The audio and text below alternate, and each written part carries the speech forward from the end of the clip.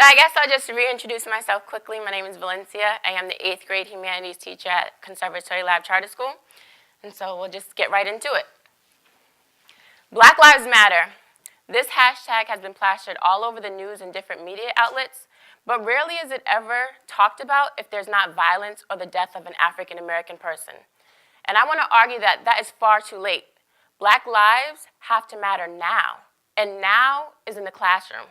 But we have a problem.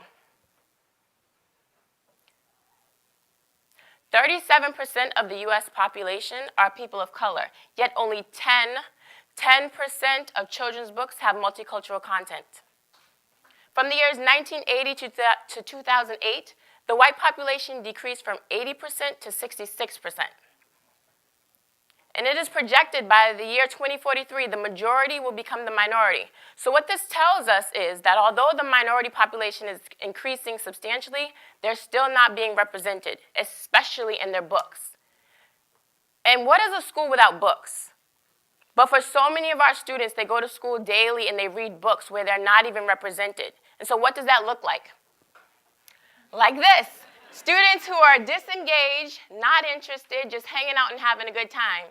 And actually, these are my students. And they look just like this at the beginning of the school year. So I had to come up with a plan. How am I going to activate and turn this into something where they're in charge of their own learning and they're excited to be there every day? And so here's my plan. I decided that I was going to reflect the students in the work. And so this is our year at a glance. We studied the Middle Passage in American slavery. We also studied the Great Migration and the Harlem Renaissance. In between these two units, we study Reconstruction, and we end the year with the Civil Rights Movement. This layout and continuum allows students to see the connections between the past and the present. They're able to see those cause and effect relationships, and they can understand why instances like Ferguson and Baltimore still occur today. They can see why the ramifications from slavery are present in society. And so there's some type of magic that's being taken place. But the question always remains, can you teach in this way and still accomplish the Common Core standards? And the answer is yes. Yes, we can. But without boring you with all of our standards, I'm just going to hit a few quickly. So from an ELA focus, accomplished standards, my students can define and frame questions about events and use evidence to answer questions. They can determine a theme or a central idea of a literary text. From a social studies focus, they can describe the rapid growth of slavery in the South after 1800, and they can explain the policies and consequences of Reconstruction. So they are accomplishing the standards amongst many of others.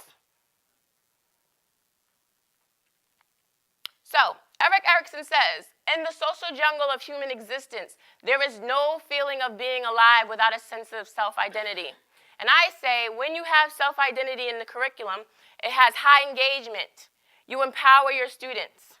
It encourages dialogue outside of the classroom, and as mentioned before, you have something called magic.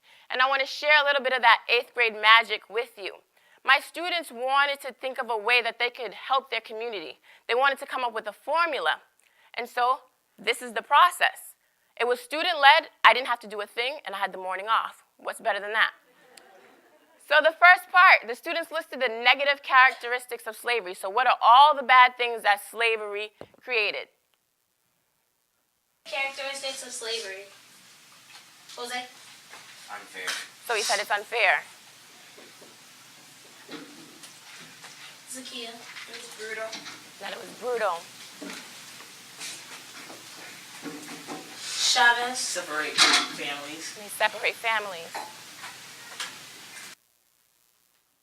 Then the students listed the negative characteristics of a slavery mindset. So what are all those things that are negative that slaves begin to interpret after being in that system? This is the slavery mindset. What would you say? Lack of proper English. So they have a lack of proper English.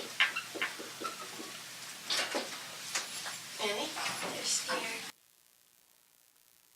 And lastly, they had to put it all together to create a formula. And this is what they came up with. We create to improve the black community. Right. If we take the strength from surviving slavery minus the slavery mindset, we get a bunch of variety of great things for the black community.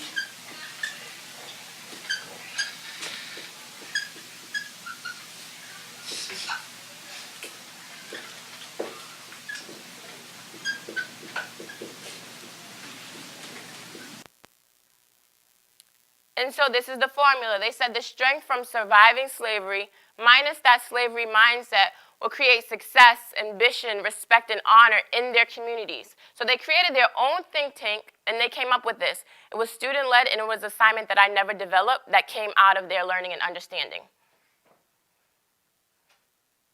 Also, we are studying the Harlem Renaissance, and the students are learning a lot about music, and they want their music to be reflected. They want their music to reflect them in their music program. We have a program called El Sistema, so they wrote a bunch of letters, and here's one of the letters. Dear El Sistema staff, music is not what I do, it's who I am. It's important for me to be reflected in the music I play because it helps me to understand and feel the music. Our orchestra is named after the famous Charles Ives, and we play a wide variety of classical music. Although it is good to learn how to play classical music, it should not be the only genre we learn how to play.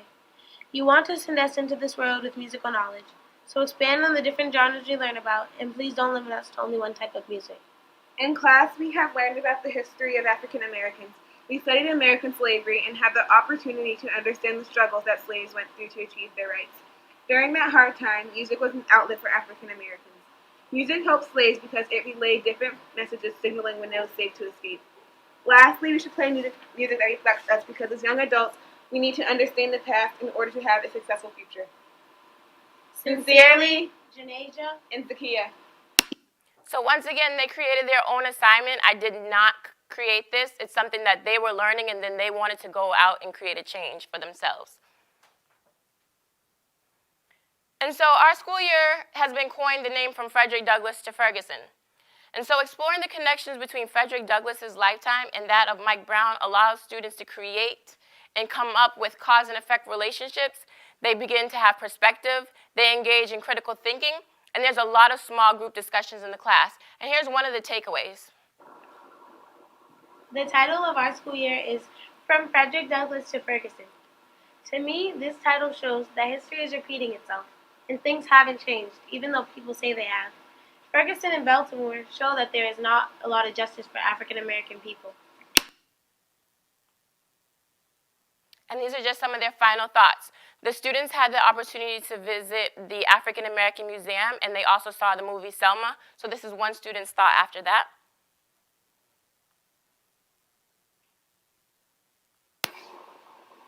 The movie Selma made me think that my family sacrificed so much for me. I have to honor that.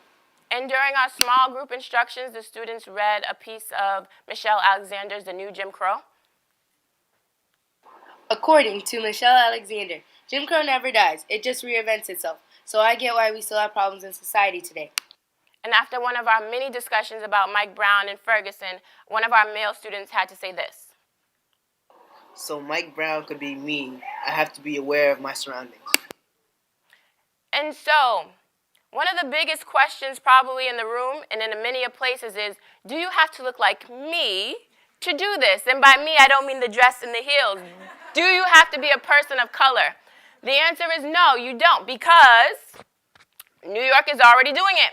They believe that all students should be able to analyze full-length novels, short stories, poems, and other genres by authors who represent diverse world cultures. And they think that students should be able to explain how an author's geographic location or culture affects his or her perspective. So if we were to incorporate these same standards into the mass curriculum, diversity and representation would happen naturally in the class. So you do not have to be as expansive as I was in entirely redoing your curriculum.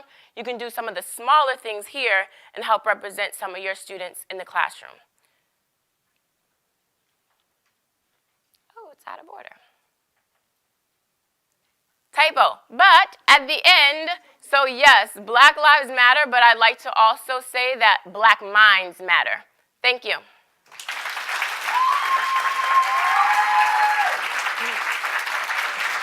There it goes.